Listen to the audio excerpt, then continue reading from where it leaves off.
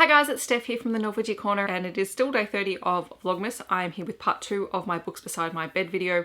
This is the Kindle Unlimited Weekend Readathon portion of my wrap up because this took place from the 27th until the 29th of December. And I just wanted to make sure that I had finished reading before I started talking about books. I had a really good 3 days of reading things from Kindle Unlimited. Pretty much this is a very adult wrap up. All of the books I read were adult romances. Pretty much all of them would fit the Smartathon readathon as well, so that gives you an idea about the content. So just be wary about that going into this video. I read 7 books in the 3 days of the readathon, a total of 1,872 pages, and my yearly reading total is up to 378 books. I'm hoping to get to 380 by the end of the year, and that is relatively doable for me, so fingers crossed. I'm also going to try and get through this video pretty quickly. It is currently nearly 30 degrees here in Australia. It is only 8:30 in the morning and our top temperature today is supposed to be 44 degrees, which for those of you who measure in Fahrenheit, I think, as Google tells me, that is about 111 degrees.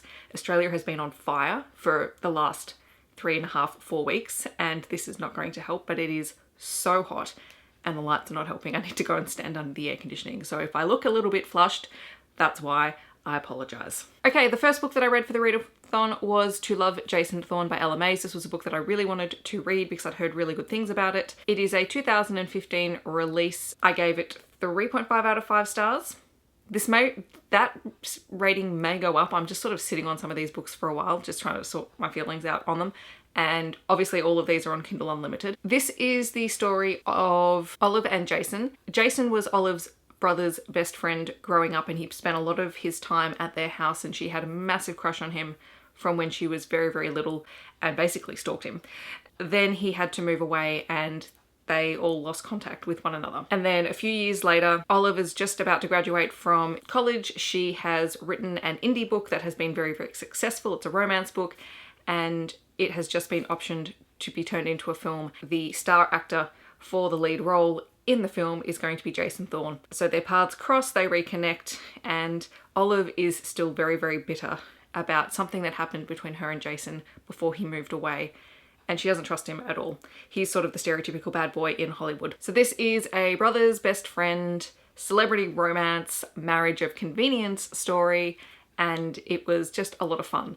I'm really looking forward to reading the second book in the series. I have already downloaded it from Kindle Unlimited and I will be saving that for the new year. Then I read Hot Cop by Laurel and Page and Sierra Simone. This is a 2017 release. Again, I gave this one 3.5 out of 5 stars. It is the story of Livia, who is a librarian in a small town, and she's had bad luck with relationships and men in the past, and so she has decided that what she really wants out of life now is to have a baby, but she doesn't want the man to go along with it. She just wants a child of her own, and that's, you know, her next step and her next goal in her life, until the day she runs into Chase, who is a police officer who is attending the scene of a friend of Olivia's who is in high school, and she's protesting something to do with girls' uniforms at a school, and Livia goes there to sort of help diffuse the situation and get her friend back into class, and hopefully without charges. Chase is a bit of a playboy, and he doesn't do relationships, he just sort of does one-night stands, and he decides that he really likes Livia,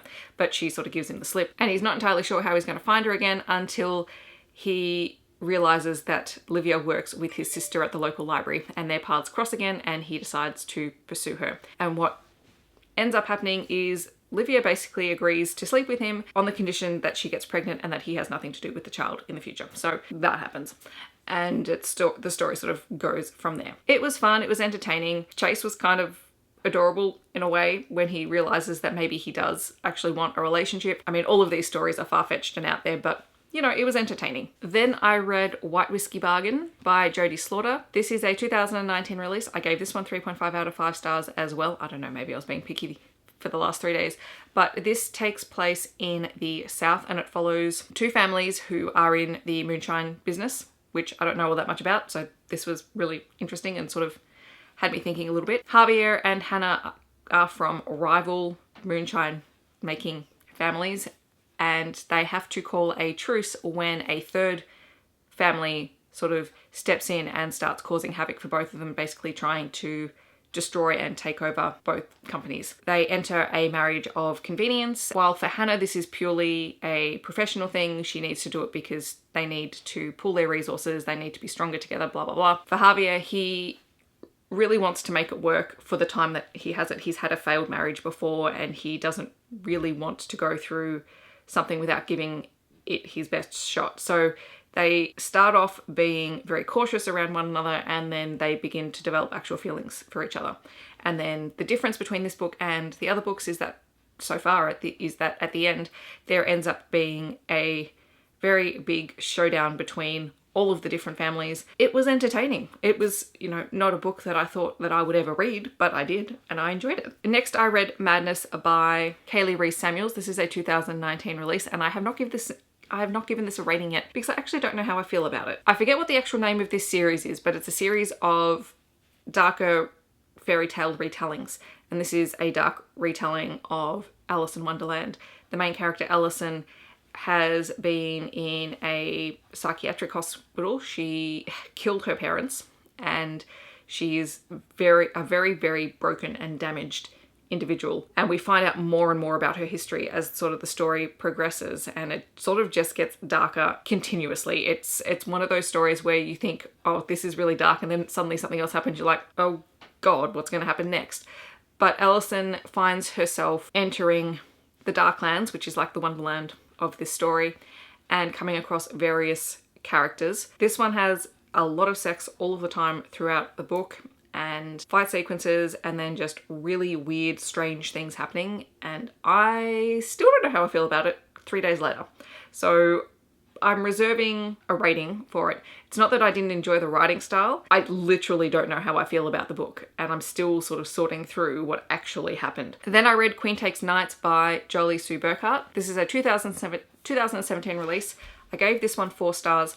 It is a paranormal vampire romance, and it is a reverse harem story as well, which was really interesting. Paranormal romance, urban fantasy tends to get high ratings for me anyway, just because I enjoy those sorts of characters. This follows Shara, who is a lost vampire queen, and she doesn't know any of this. She's just sort of gone through life thinking that she's been hunted by monsters until she is rescued / assisted, because she's doing a decent job of trying to save herself at the time, by Dare and Anric, who are also vampires, but in this world there are like vampire knights and they align themselves with their queen and their job is to protect their queen. Obviously this one is a very, very steamy romance. It is reverse harem, so there are male-female scenes. There are also male-female moments, but I enjoyed it. It was entertaining. I really liked Shara and the fact that she was totally clueless, but she took everything in a stride and tried to learn everything she could to keep herself safe and to keep Dare and Anric safe as well.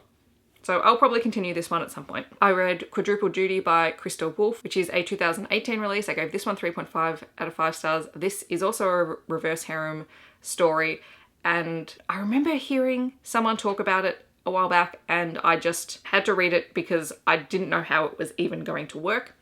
And essentially, this is a story of 4 army rangers who decide that they want to share one girlfriend because they're constantly away.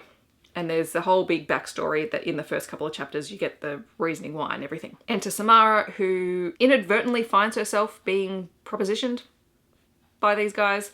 And the lure for her is that they live in this very old mansion and she is an interior decorator, restoration expert person. And she falls in love with the house and she does genuinely like the guys. And she sets conditions around sort of a trial period where they live together and there's no sex, there's just getting to know each other and dates and things like that. So that's the setup. Then sort of their relationship progresses. But the subplot is that one of the guys still works in very covert situations and there is someone after him and tries to get to him through all of the other people in the group, in the relationship, including Samara. So you get quite a few action sequences as well, which I actually really enjoyed. Yeah, it was a fun read and it was interesting. It was quite well written. I actually quite liked Crystal Wolfe's writing style. So yeah. And the last book that I read was Taming by A.K. Coons. This is a 2018 release. I gave it 3 out of 5 stars. It is a paranormal romance reverse harem story between a female mage and 3 dragon shifters. The mage is on the run from a demon who she pissed off way back when, and the dragons are sent to try and find her and return her. And of course, that doesn't happen because it's urban fantasy and the dragons start to fall in love with her, etc. This one, I'm not sure if I'm going to keep it at 3 stars. I might actually drop it down because the more I think about it, the more I was dissatisfied with the story because it literally just ended. And even though you can have a cliffhanger ending, you usually have some sort of resolution, but this one really had no resolution and I'm not entirely sure how I feel about it. Yeah, the last book I read was disappointing, but I did read some other really good books that I really enjoyed. So that is everything that I read for the Kindle Unlimited Readathon. If you participated in this readathon, please let me know what you read down below and which books you enjoyed. I hope that wherever you are in the world, you're having a wonderful day. There is one more day of Vlogmas. I will see you tomorrow for my last video, but until then, I hope you guys have a really great day.